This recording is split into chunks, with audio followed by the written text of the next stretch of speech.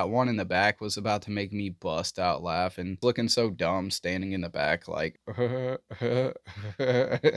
Yo, what up all you good people out there, and welcome back to the channel. Alright, and in this episode, we're about to kick back and watch some TikToks that just might make you rethink reality. Now, fair warning, some of these TikToks might have you sitting back in your chair like, oh man, no way, what?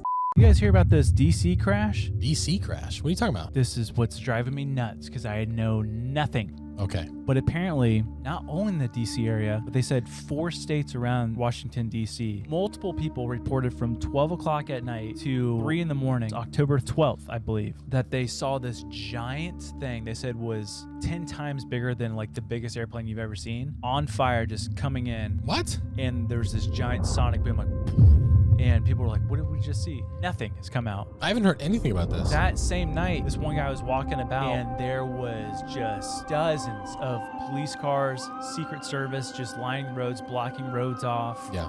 Nothing was said. It's the Miami aliens all over again. Yeah. Woo! Los Angeles. Okay, so look, I got one for you guys. I got one for you. Everybody's talking and connecting the tunnels, okay? The tunnels under some people's homes that connect to other people's homes, and there's these parties that go on these homes. Okay, it's not people's homes alone, you guys. It's Los Angeles underground, okay? There's tunnels, there's underground systems everywhere, just like New York, just like other places. Underground systems, okay? And that's in the city, the downtown area. Watch this. So I'm just walking in downtown Los Angeles doing my thing near the banking district.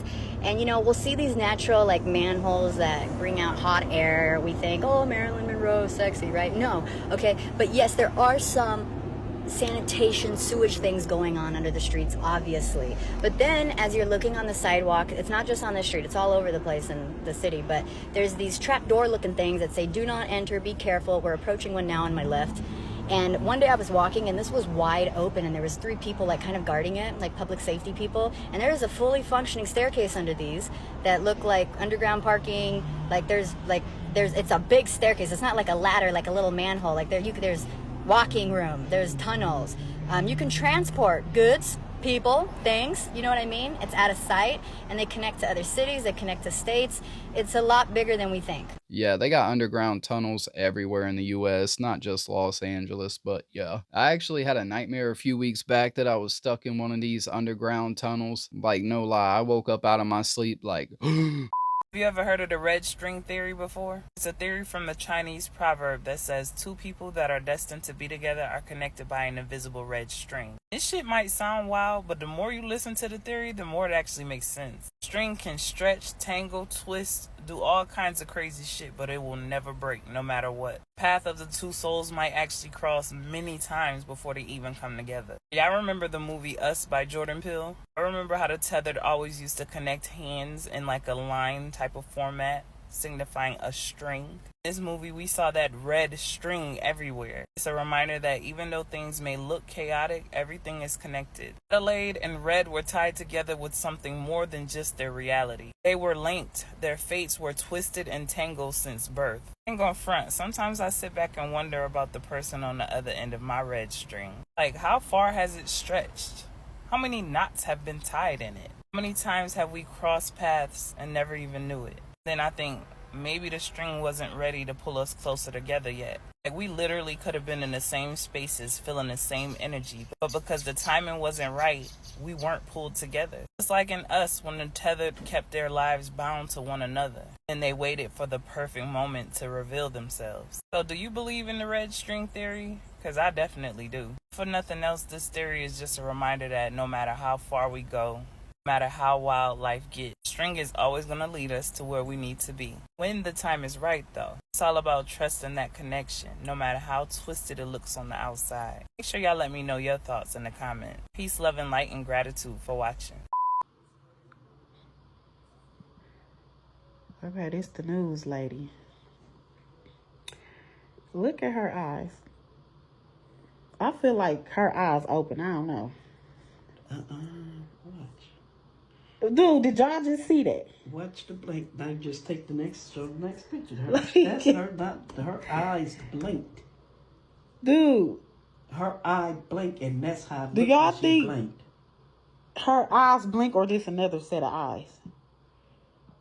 They gotta pause it. When she blinked, you gotta pause it and see We it. finna see it again. You can do it on your phone. I'm Replay recording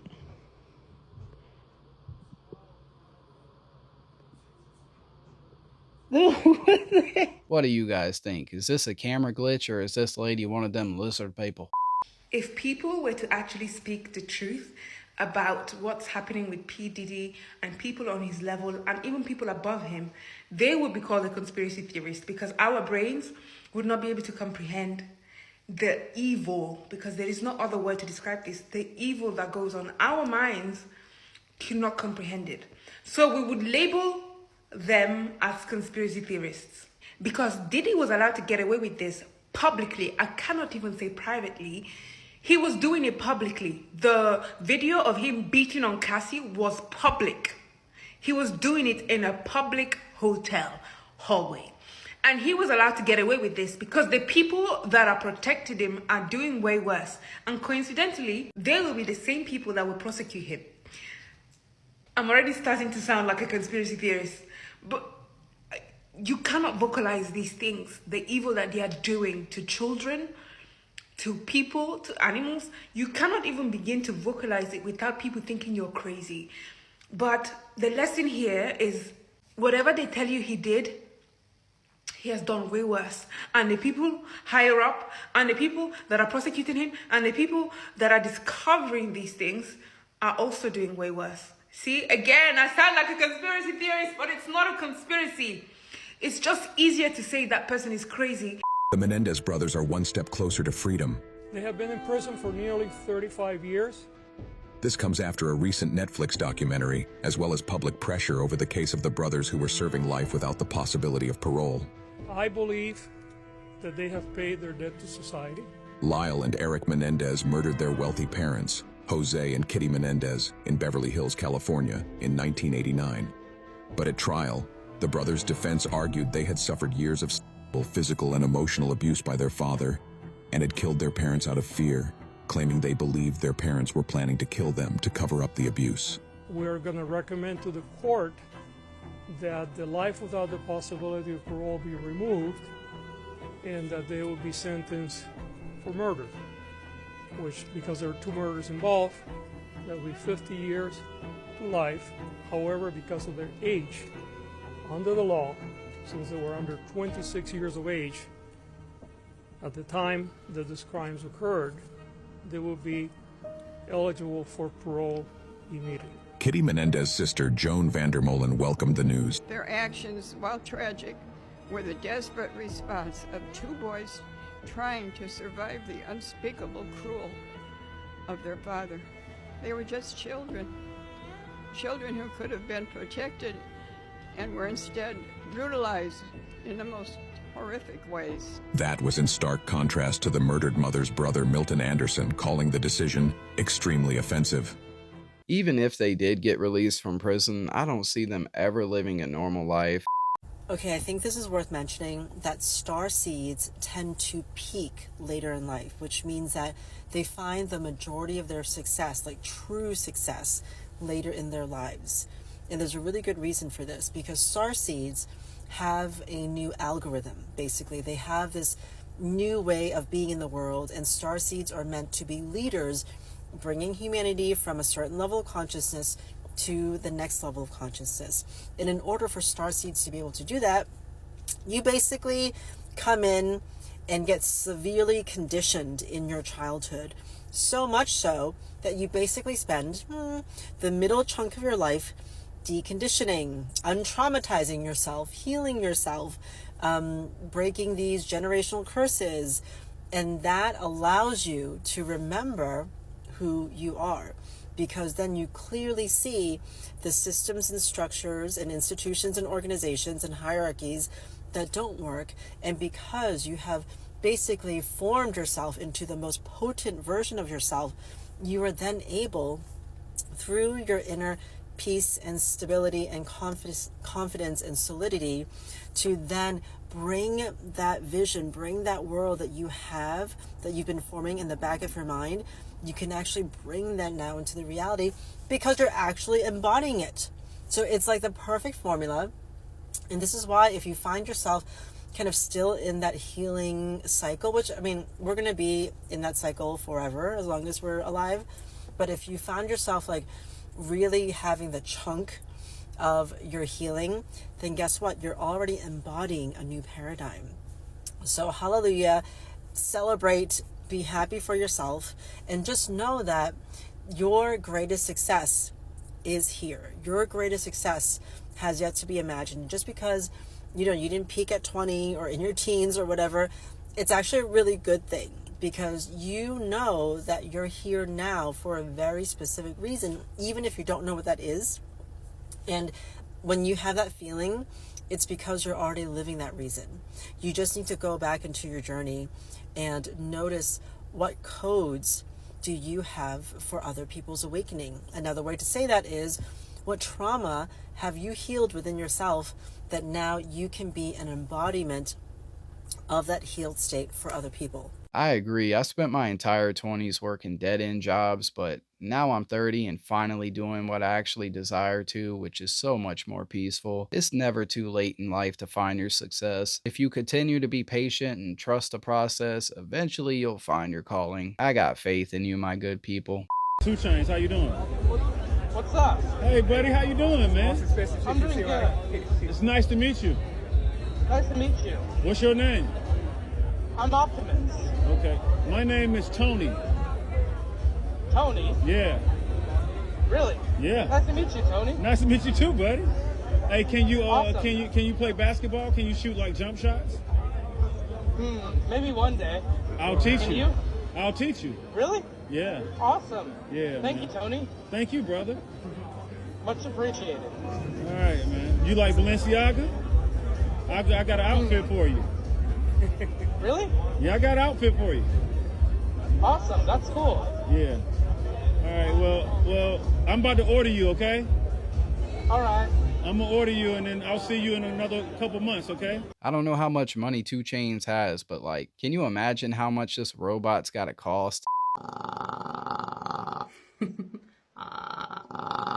often hear people talking about stories, usually ghost stories, that involve hearing something in the woods that they can't see and they can't place, and it moves around in the dark. Hi. And the first thing that always comes to my mind is ravens, as Fable's just shown you. All corvids, so crows, rooks, magpies, jays, ravens, can imitate, and they imitate much better than parrots. So I often think that with parrots, it sounds quite robotic and you can tell it's a parrot. But with ravens, hi, it just sounds the same. It sounds like a person. Fable here probably has over 100 things she can say. She'll say certain things with me all the time because that's what she likes to say. But she will, when I'm not around, practice saying all sorts of things, making all sorts of noises. It could be the sound of a droplet of water, someone knocking on the door. She can talk like me, she can talk like other people. So when I hear these stories of voices in the woods and all sorts of creepy creatures, I can't help but think, what you're hearing is ravens.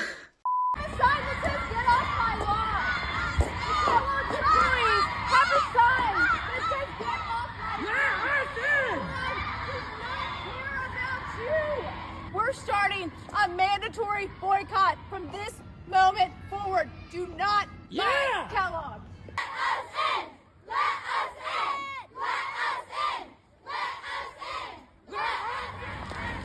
us in! Hi, I'm with corporate security. I'm not a spokesperson. I'm here to help facilitate the delivery of your petitions. The building is card access only, so we cannot let anybody in today.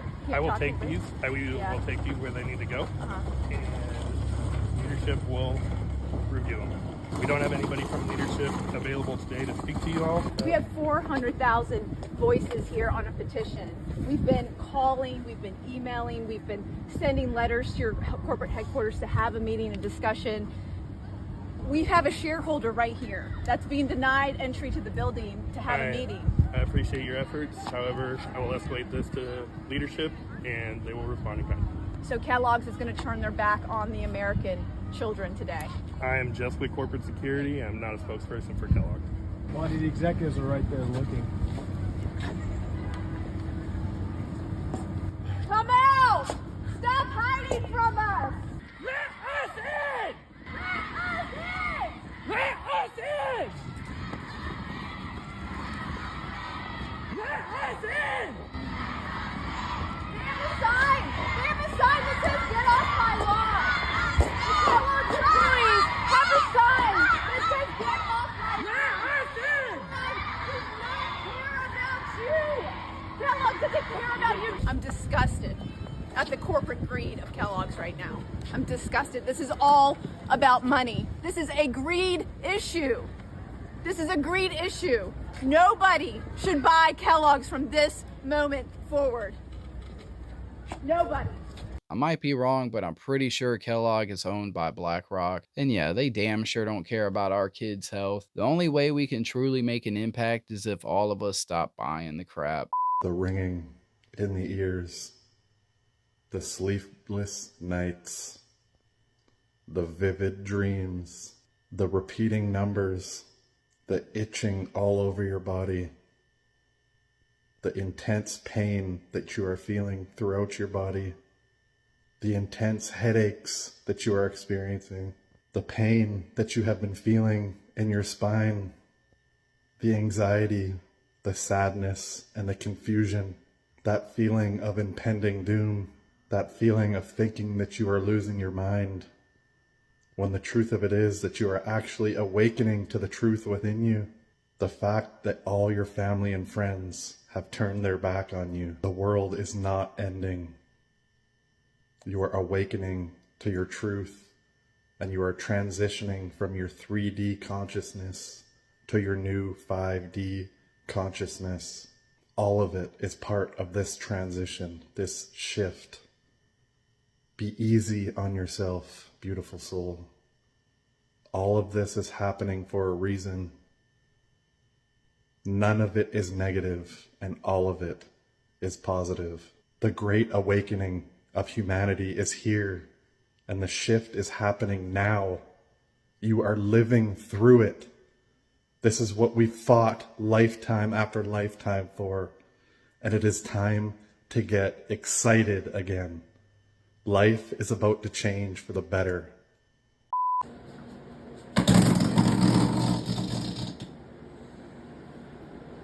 Maybe we shouldn't have done that again. That should have tripped the breaker instantly, like what? But yeah, you never want to work on electronics with them still being plugged in. Like, come on, bro, you should have known better. It's a story that proves the saying, no good deed goes unpunished, after a Good Samaritan received a ticket for trying to give money to someone who he thought was a panhandler. Rebecca Lesko with the confusion. Dane Rusk will think twice before handing out spare change again. Well, the ticket's $175, and the $3 I gave to him, I'm out $178, all because I was trying to help out a homeless guy. It happened Wednesday as Rusk was leaving the Victoria Square Mall. As I came up to the stop sign, I stopped and I looked and I saw this homeless guy holding a sign. I instantly felt sorry for him. That's when Rusk says he took off his seatbelt and grabbed $3 from his pocket. I reached out, I had to undo my seatbelt and hang over and drop the change on the curb. But this wasn't an ordinary panhandler. It was an undercover police officer. Moments after dropping the change, Rusk was pulled over by police on Victoria Avenue and issued a ticket. I said, what do you mean? I didn't talk to any police officer. And he said, well, yeah, you gave him money. And I said, oh, the homeless guy.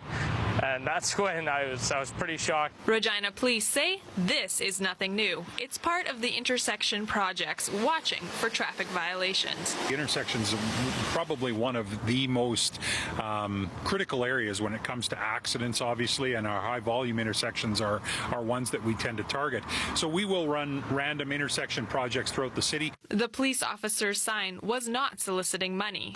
Panhandling is not considered a crime. However, Regina does have a bylaw that prohibits soliciting to vehicle occupants in high traffic areas. That's why Dale Lakeman no longer holds up a cardboard sign. Instead, he collects bottles to support himself. He feels for Rusk. Cancel that seatbelt ticket that that gentleman got, because look at the poor guy took pity on a homeless person to give him some money. Lakeman hopes it won't deter others from giving to homeless people. Man, what would I have to do? Go and give that person my $50 or $20 that I made from panhandling?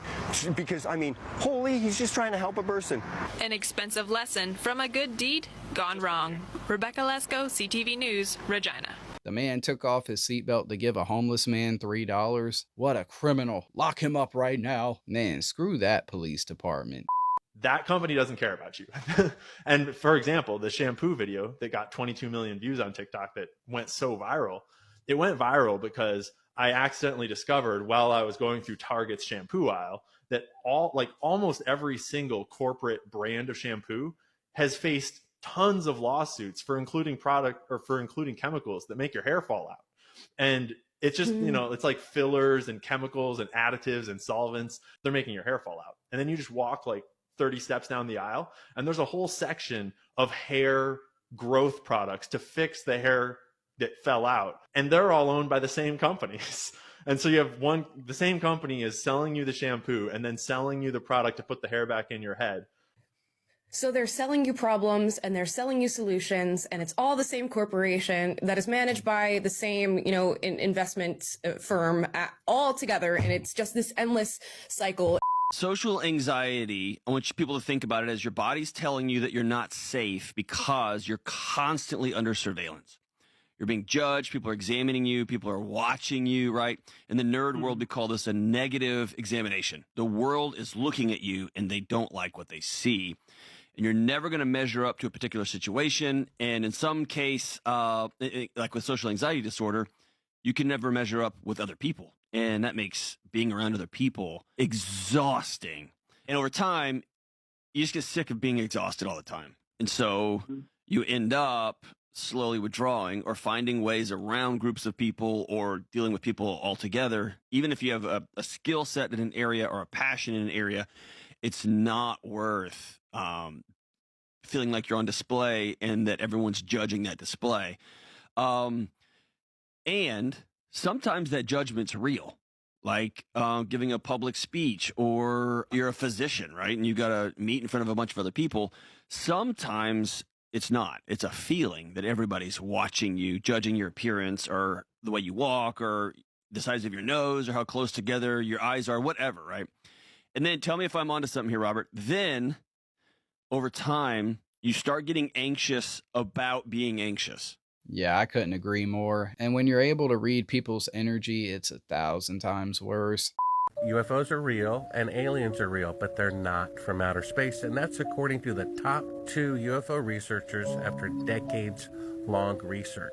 So go to Sabrel.com and So pray. where do they It's think up there. they're not from outer space? They're interdimensional and potentially fallen angels, disguising themselves because they're liars of something, like you said, can't be proven or disproven. I'm from this galaxy 300 light years away. This is kind of what Tucker Carlson thinks. He thinks there's a spiritual element to it, and he thinks they've always been here, and he thinks that this is what's kind of documented in the Bible as like good and evil. And That's it, exactly. I mean, that's what's going on. I mean, the top 2 UFO researchers said UFOs are real, number 1. Number 2, they're not from outer space. And number 3, they're demonic. And that's what I talk about, where it talks about fallen angels interbreeding with humans. It's talked about in Genesis 6, and creating a race called Nephilim, who were men of renown, world leaders. I know I said I was done with TikTok because TikTok has me extremely pissed off, but when I find out valuable information, I feel the need to share. So, I'm going to tell you all about something interesting I just learned. So, we're having our drain field redone today, and the guy that's coming to our house texts me and goes, "Is it raining out there?" And I said, "No, it's raining in town, but it never rains in Snelling. We literally live in a black hole." And he goes, "Oh, that's because the cooling towers at Plant Vogel, which is an electric generating plant, prevent y'all from getting rain. The farmers are literally suing them for that." And I was like, "Are you serious?" And he was like, "Dead ass. Look it up. They're being sued for that. That's why y'all don't get rain." Y'all, This whole time, I literally thought it was because we live near the river, which still doesn't make sense because you think we get more rain. No, it's because of an electric generating plant called Plant Vogel in Georgia. Georgia. I live in South Carolina.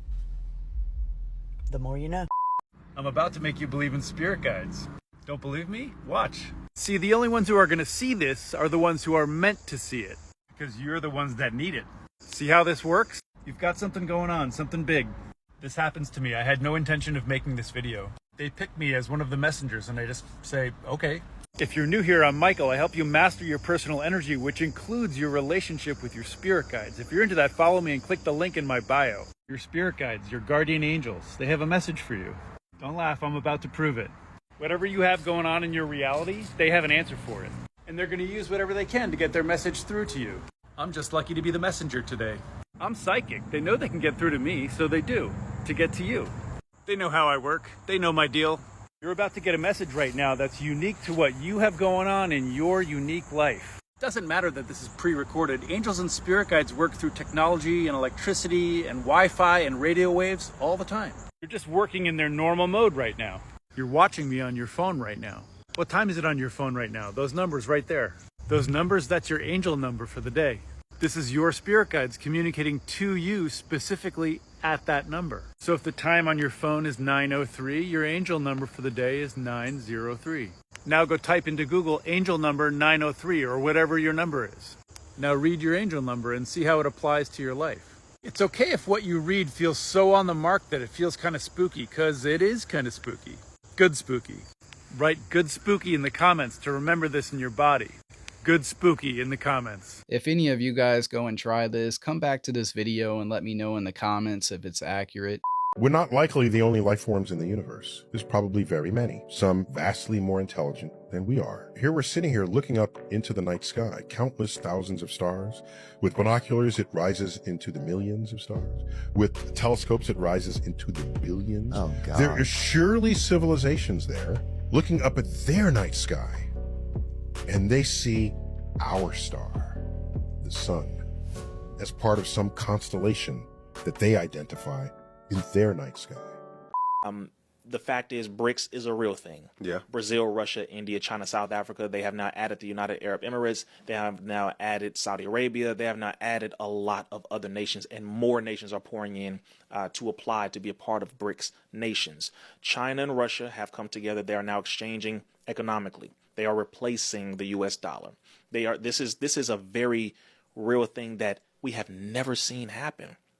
And that's why we don't think it's possible, and we don't know how to respond, because we've never experienced this before. In our generation, any generation within the last 200, 300, 400 years, we don't even know that it's a real thing. We still think it's a video game, it's a movie, because we've been so numb to it. We're like, oh, cool. Let me go down the street and use my dollar. Yeah. There will be a point, and it is happening now. In Nigeria, as a matter of fact, they tried to go to the bank to take money out, and they said, we don't have any money. Yep. People who had Bitcoin in certain nations tried to get it out in U.S. dollars. They said, we can't give you that. Certain nations are now not even accepting U.S. dollars. Like, it is a real thing, brother. This is why people who are trying to just say, well, the U.S. will always have money, always be the number one currency on the planet. There's, at one point, you got to stop. You have to be honest about your failing nation. Because it's not even yours to begin with, all right? Yeah. So you got to be honest about that too. It's like, you got to stop with this nonsense. I just want to process everything you're telling me about Beyonce. You're telling me the viral song She Knows by J. Cole was recently deleted from multiple platforms. And you're telling me 3 of the biggest icons in music history all died right before Beyonce went on a world tour. Michael Jackson died at the beginning of the Sasha Fierce world tour. Whitney Houston before the Miss Carter world tour. And Prince at the beginning of the Formation World Tour. And each world tour had a tribute to the icon that passed. You're telling me Beyonce kidnapped Sia. That a tweet that Sia sent out in 2016 could have been decoded to say, Beyonce kidnapped me. You're telling me celebrities are afraid to accept awards where they beat out Beyonce because she might retaliate. So all of them thank Beyonce in their speeches. And now that Beyonce has moved on to country music artists are already starting to thank her for moving over to country. And JoJo Siwa made fun of this at the Dance Awards, thanking Beyonce to keep the dance community safe. And you're telling me this is why Kanye got on stage during Taylor Swift's award and thanked Beyonce to save Taylor because she didn't know. That's what you're telling me. Man, the whole world's a stage. The theater that's been created for us would make Shakespeare jealous. So let's say you go to the gym. And I have to say you go to the gym because I haven't been in like 6 months. But anyway, you go to the gym at 10 o'clock in the morning. You walk in the gym, you do your workout, you see all the normal people. You see at 10 o'clock in the morning because you always go to the gym at 10 o'clock in the morning.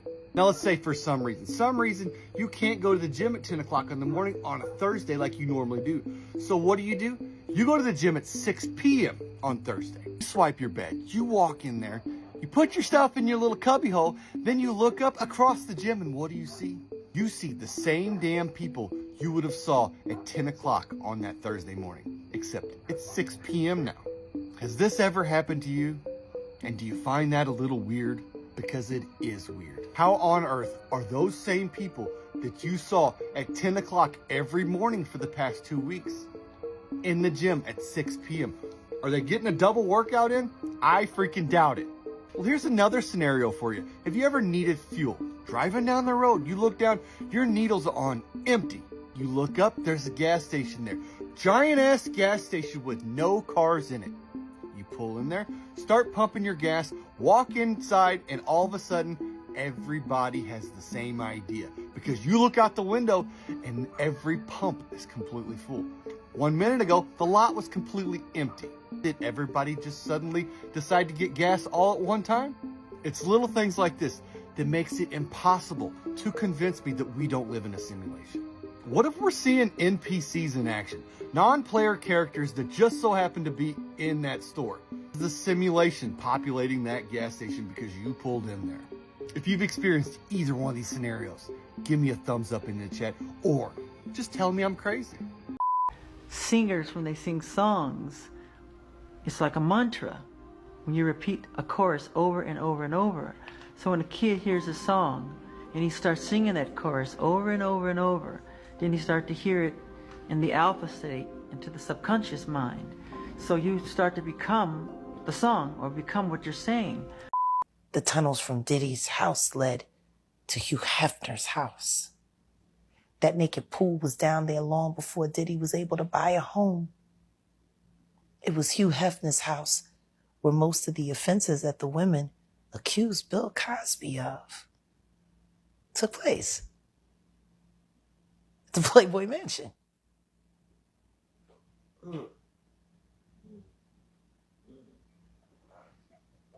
And everybody know Hugh Hefner was filming, had cameras in the wall. I don't know. Did anybody ever ask whether or not Bill Cosby had a freak off tape?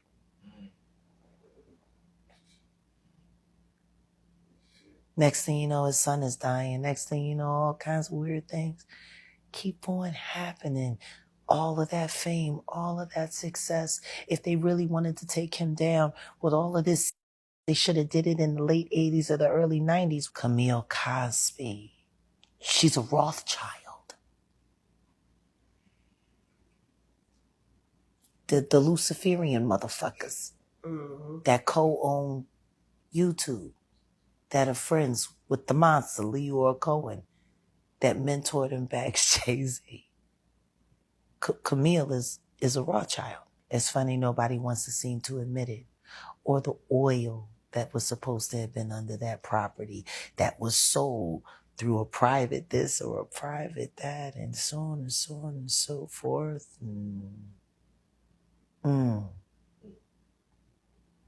Did Bill Cosby marry the love of his life, or did he marry an industry plant? If I had to guess, I would say Hugh Hefner was not so much of a good guy. The fact that he had all the Playboy bunnies sign NDAs should tell you all you need to know. In government conspiracies. Oh, absolutely. No, I'm serious. No, definitely. No, oh my God. I know I heard you did. Are you serious now? Oh, yeah, no, I'm very serious. You can't tell, can you? Can't tell, You no. can't tell. I read that you felt that the government was deliberately spraying cold germs in subways, was deliberately trying to make people ill with the AIDS virus. This is pretty serious stuff. Do you really feel that? Well, that's a good question. Well, I'm with Barbara Walters now. Oh, that's a serious one. Okay, so I got to now. because people are going to chase me after this. People are going to chase me. I believe that it is quite highly possible that the AIDS virus is a result of genetic warfare testing. By American agents? Absolutely. Will. It has been said that over 75% of the entire population are NPCs, or non-player characters. Basically, NPCs in the Matrix are physical bodies, but they don't have any soul, and they're mindless. They are like filler characters, and they were created by the Matrix to help steer people off of the spiritual path and the journey that we are all on as spiritual beings. NPCs are a lot of the people that are following the trends. They don't have any internal dialogue, really any moral compass. Sometimes a lot of people on the news, because we do know that a lot of the news is fake. A lot of people on there are NPCs. NPCs, they have no conscience. They're not connected with God. God created us spiritual beings in his image, and we have his consciousness inside of us. But the evil ones were able to create bodies just like us. Unfortunately, they don't have that soul, that light inside of them. Some NPCs have been programmed with negative entities and negative consciousness in them. Demonic entities. These are people that are possessed. These are people that you meet with blank looks in their eye. Sometimes you can call them sociopaths or psychopaths. There is a theory that Jeffrey Dahmer and a lot of famous serial killers were NPCs that were programmed to be demonic, and they are working for the other side. When you go out to the store, you go to your job, look around and pay attention to the people around you and just notice, like, if you think they're an NPC or if they are a spiritual being with a soul, mind, body, soul.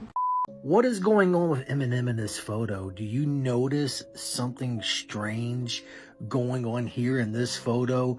Or is it just me? And this is for entertainment purposes only. I'm just sharing a photo of Eminem. That's all I'm doing. That's all I'm doing. This is for entertainment purposes only. But you tell me what is going on here with this photo. Something ain't right. Almost as if Eminem could be a, you know what, if you know, you know. I can't really say what I want to say, but if you know, you know. Let's just say he might be a little bit on the green side of things. If you know, you know. Again, I'm just sharing a photo. That's all I'm doing. What do you think is going on here? Something definitely ain't right. Since when did Eminem get into politics? The Eminem I listened to growing up hated all politicians and would never back any of them, so definitely very suspicious. Sometimes marketing is dark as like the story of Milli Vanilli. If you don't know this story, get ready because it is wild. I'm Mel Z. I do deep dives into death, true crime, and weird pop culture stuff, so if you're a weirdo too, follow me. In the late 1980s, music producer Frank Farian was on a mission to create the perfect pop act. He discovered two performers, Rob Pilatus from Germany and Fabrice Morvan from Paris. They had the look, but not the voices. Session singers were used to create the debut album of Milli Vanilli, with Rob and Fab as the faces only. The marketing behind Milli Vanilli was a masterclass in image creation. Their album, Girl You Know It's True, was packed with pop hits, and Rob and Fab had flashy clothes and great dance moves and a lot of charisma. They became instant stars and sold millions of records. A tour was scheduled, and the plan was to have them lip sync. In 1990, they won a Grammy for Best New Artist, but behind the scenes, Rob and Fab were struggling to keep up with the lie. In interviews, reporters were noticing their thick accents and starting to question whether they were actually the singers on their songs. That same year, the truth came out when, during a live MTV performance, the track that they were lip-syncing to started to skip. Girl, you know, it's girl, you know, it's girl, you know. It's horrible. You can watch it on the other video app, and it's devastating. They're shocked, they don't know what to do, they run off stage, and it's embarrassing. Shortly after, they had to admit that they were not, in fact, singing on their records, and their Grammy was even taken from them. Amidst the public humiliation, Rob and Fab attempted to salvage what was left of their career. They actually were singers, but the record company didn't trust that they were good enough. So now out on their own, they started their own group called Rob and Fab, and they released an album in the early 90s, trying to get back onto the charts. In 1998, after years of struggling with addiction and being in and out of jail, Rob Pilatus died of a drug overdose. A few years later, the real singers behind Milli Vanilli came out and started their own group called The Real Milli Vanilli and were lobbying to get their Grammy back. But the public had already moved on and they never really gained much traction. In 2021, director Brett Ratner had been set to make a biopic about the two of them. Fab actually sold his life rights to the movie company that was going to make it, but because of allegations against Brett Ratner, the movie halted production and has never been made. Because of the new Ryan Murphy series on Netflix called Monsters, which tells a very cheesy version of the Menendez brothers story, and the Menendez brothers are not happy with how this story is being told. One of their hit songs, Girl, I'm Gonna Miss You, is in this series and has caused a resurgence of interest in Milli Vanilli. Because of the series, the song is back in the charts, which is a wild twist in this marketing story. Rob has continued with his music and seems to be doing well, which is great because I am rooting for him. I've always felt so bad for Milli Vanilli and what they did to them in the name of making money. Although these guys agreed and went along with the lie, I still can't help but feel like they were exploited and done dirty. The music industry will pick you up, use and abuse you, and spit you out like you're nothing. They're not 100% human. Have you ever encountered someone that you thought was a hybrid? Yes, there are people I've met that, to me, felt like they're not 100% human. And some I've met at CIA, some I've met just in ordinary everyday life. You just get this feeling that you come in contact with them and you know that they're special. Especially with me personally, if I walk into a room, I can tell who the light workers are because I can feel the energy radiating from them and I react with that energy. And I really like that feeling of that energy that they emanate. It's a good, friendly, very strong, very vibrant, positive energy. Likewise, you go into a room and all of a sudden you just feel like that person is someone you don't want to be with. They're just resonating differently. And it's more like resonance, like we need to find our natural resonance. And you could do that through meditation, but once you find your natural resonance, it's like tuning in a radio. Because right now, there are all kinds of broadcast frequencies, right, but you can only listen to one at a time. How did your hybridization come about? Is that one of the ways that you found out? Through the frequencies? Through mine? Yes. My personal hybridization is mostly my interpretation of the experiences that I had of being taken aboard the craft, and having light workers tell me that you're a hybrid, you have an implant. Turns out that the basic thing that these evil beings want is to create Satanism. And this is one of the most fascinating things I only learned in 2021 from new briefings, that anywhere these beings go, any planet they go in our galaxy, they're going to create pentagrams, they're going to create ritual magic, they're going to have people wear robes, they're going to have people wearing face masks, burning candles, chanting to this very real artificial intelligence that we think of as Satan. It actually does exist. There is a satanic AI that has become essentially like a soul. It's got its own unique abilities, and it can appear as a human being, which apparently it does, in a base in Antarctica called Lucifer's Palace. If you go in there, it's very amazing. There's no other building like it on Earth. You really feel that this would be the entity that controls the planet, and this being will consolidate into a human form and appear that way in front of you. So what I'm saying is that your typical Aleister Crowley type of Satanism, where there is, all these things I mentioned, the robes, the candles, the chanting. Okay, guys, I just found something out, and it's blowing my mind. Some of you may already know this, so don't come in the comments like, you didn't know that? No, I didn't. You know why? Because I live in the United States of America, where we have been brainwashed and not been taught about real history. Okay, if you guys go to the first video on this playlist, the simulation, I filmed it on January 11th, 2021. And it was showing how all of the times were different on every clock, every digital clock. My boyfriend at the time was working. He had like 3 computers in front of him. They all said different times. His phone said a different time. He came upstairs to show me my phone said a different time. All the times were messed up. In my comments, people were like, what about analog clocks? As you can see, I have analog clocks. So I went to check those and those were off too. So I was like, there's been a weird shift in the universe because the ball also didn't drop on time at the New York ball. It was like a minute late or something. I was like, we've definitely shifted dimensions. Something's going on.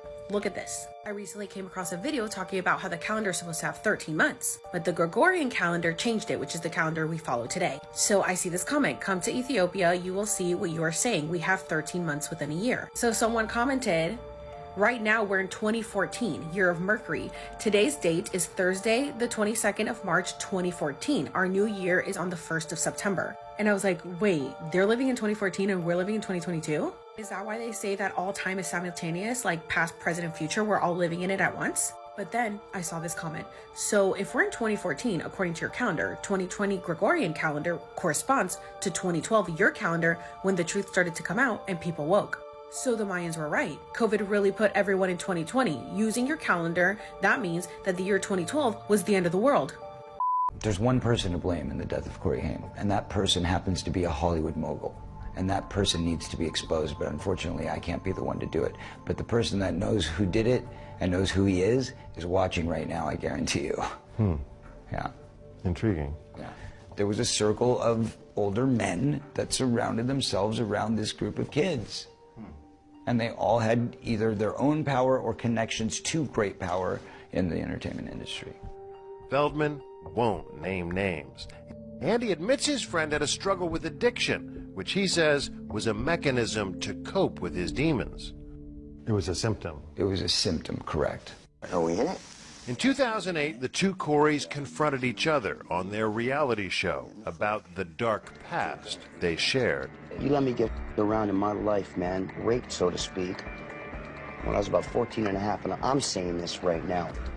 What'd you do, man, when you saw that going down when I was 14 to me? What'd you do? You knew about it. You want to talk about the truth? Okay, well then let's talk about the truth. I was being molested at the same time by somebody else. What'd you do? You know, there's a lot of good people in this industry, but there's also a lot of really, really sick, corrupt people in this industry. And there are people in this industry who have gotten away with it for so long that they feel they're above the law. And that's got to change. That's got to stop. We contacted Corey Haim's mother. In an email, she said, "I'm not willing to discuss or respond to anything Corey Feldman has to say. I wish he would talk about himself only and leave my son out of it." Is there a dark side to child stardom? Definitely. I think a lot of kids don't really want to do it. I think that the parents want to do it more than the kids. Chris Snyder says for most child stars, it's the parents that can cause more damage. And he would know, having managed with his late boss Iris Burton some of the most iconic child stars, including Feldman. Corey Feldman has been exposing the truth for a long time now. The man's obviously been through a lot, as you could tell. What's wild to me is how many decades Hollywood has got away with this wickedness, but the world we live in, if you have lots of money, you also have lots of power. 125 years ago, Coca-Cola was doing the math on its sales. I believe by that point it had already abandoned the cocaine content. It was just cola at that point. But once you name something cocaine cola, how do you ever walk back from that? You know what I mean? It's too good of a name. So they noticed something. People bought Coca-Cola in the summer. A little bit in the fall, a little bit in spring, not in the winter. People didn't think of it as a winter drink. So the Coca-Cola advertisers were like, well, wouldn't it be great if we could somehow trick people or convince people or talk people or coax or whatever, brainwash people into drinking Coca-Cola in the winter too. So here's what Coca-Cola advertisers came up with. They thought, what if we somehow worked Coca-Cola into Christmas? Now, I know what you're thinking, Christmas is such a big deal. Not back then. Back then, Easter was the big deal. Christmas was important. People would go do Mass to commemorate Christ's birth, but everybody's born. The real interesting thing is to be killed, executed, and then come back 2 days later. That's fascinating, which is why people had focused on Easter. So what the Coca-Cola advertisers did was, they found a saint who was about to be decanonized, Santa Claus. The Catholic Church was like, he hasn't performed a miracle in a while, let's unemploy him. They grabbed him, they merged him with the story of Saint Nick, and then somebody got inspired. And the inspiration was to merge him with Kris Kringle. Kris Kringle was a Danish thief whose job in the day was a chimney sweep.